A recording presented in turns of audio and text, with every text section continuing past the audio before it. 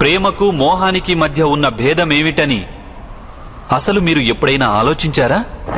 ప్రేమ నుండే మోహం జనిస్తుంది కదా వాసుదేవా. కాదు.